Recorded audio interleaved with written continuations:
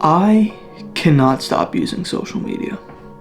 I mean, as soon as I wake up, for like the first 5 or 10 minutes, I'll just open up Instagram, scroll endlessly for a couple of minutes, and then decide to get up. And honestly, it's gotten better, but it's still a problem. All right, it still happens. And I've tried different solutions. I actually downloaded this app just recently called Screen Zen. It's helping me. It's a screen time app. Not sponsored, but I'm broke, so if they want to sponsor me, go ahead. But it's still a problem, and I want to change it. And I thought, why not at least understand why I have this problem and then try to solve it? I really wanted to understand, okay, what is social media? Why do we use social media on our deepest levels? And is there a difference between social media and the social world versus the physical world? For the longest time, I thought that social media was just a mere reflection of reality, of what's actually going on in the real world. All the fucked up shit, crime, war, all that bullshit was just merely a mere reflection of what reality was really like. But the more I dig into it, the more I understand it, I realize that it really isn't. Hold on.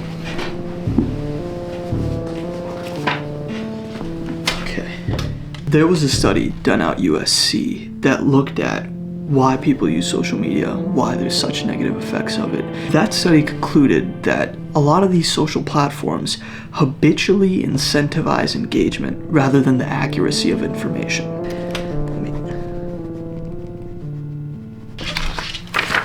Habitually incentivize engagement. Don't mind the pen running out of ink. That means that these social platforms don't care about the truth or reality, at least to some extent, but rather the engagement that people put onto the platforms. If all these platforms care about just engagement, that must mean that we humans crave engagement, some sort of social engagement. Why? Like, why do we love the reposts, the likes, the comments? What's the reason to that? As humans, we have reward systems built into our biology, right? For the fulfillment of our needs. So one great reward system is the release of dopamine. So if you eat something, if you reproduce, aka have sex, you release dopamine, and it habitually incentivizes a behavior that is good for your survival. On their own, these reward systems don't really mean much, at least for what I wanted to answer. But if I were to tie them to a single lesson that I think every single psychology class teaches to their students, I think we'd get a better understanding of why humans crave social engagement. And that's Maslow's hierarchy of needs. Let me go get something.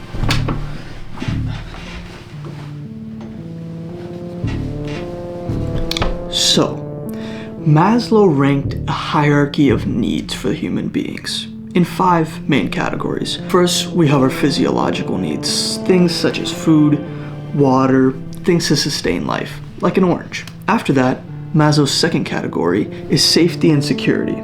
So things like money, right? Dollar bill. The third one is love and belonging. So we have friends, family, a sense of community. And then at the very top, we have 2 more, self-esteem and self-actualization. The really interesting one is that third category, love and belonging. This whole idea of sense of community is very interesting because back in the day, this used to be the tribe around you, right? The people that you knew.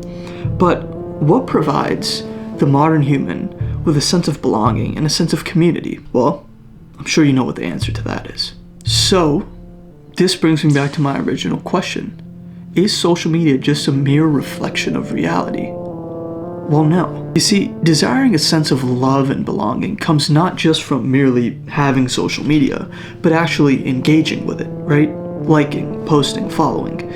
And to get these engagements, well, humans will do absolutely anything. And as a USC study states, people will share information on social just to tap into that love and belonging without thinking about the repercussions or the accuracy of this information at all. And on top of that, the platforms incentivize this engagement. I mean, just look at me. I'm a prime example of this. So, in a way, it's kind of like a loop that plays into our own biological reward system. Let me show you.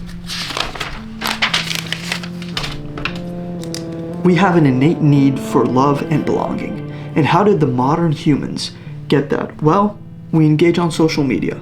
And when we do, that releases dopamine. It's a reward system. We crave more, and that leads us right back for a need of love and belonging. Something you don't see in this basic stupid loop is that the social media platforms are incentivizing this engagement on social media. And as we know from our friends at the USC, this content that we engage with and that we see doesn't necessarily have to be accurate or true. So no, social media isn't a reflection, but rather a distortion, an illusion, or Maya, as Indians like to call it.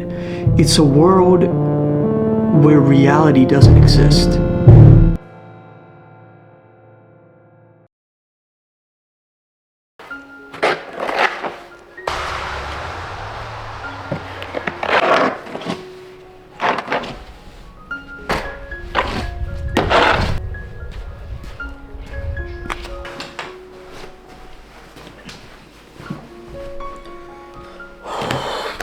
When I came to my parents' house, our driveway was the only one that wasn't plowed, and it snowed again today, so I was like, fuck it, I'm gonna plow. Being at my parents', it's just so much more relaxing. It's snowing, we're in like a rural area, I'm not on my phone as much. Yeah, I'm making a video, because I'm stupid, but I'm not checking social media as much, I'm not doing all that other stuff. I don't really care about what others think whenever I'm here, and I think it's just the environment just being here. But I feel like what I've learned being here is that you can kind of create that anywhere, wherever you are. Every single phone ever created has this little button on the side. And all you gotta do is press the button, and boom. As soon as you press the button, everything goes black. There's nothing there except you. None of that anxiety, none of that depression, all that mental illness and bullshit. Just you. And that's all you really need.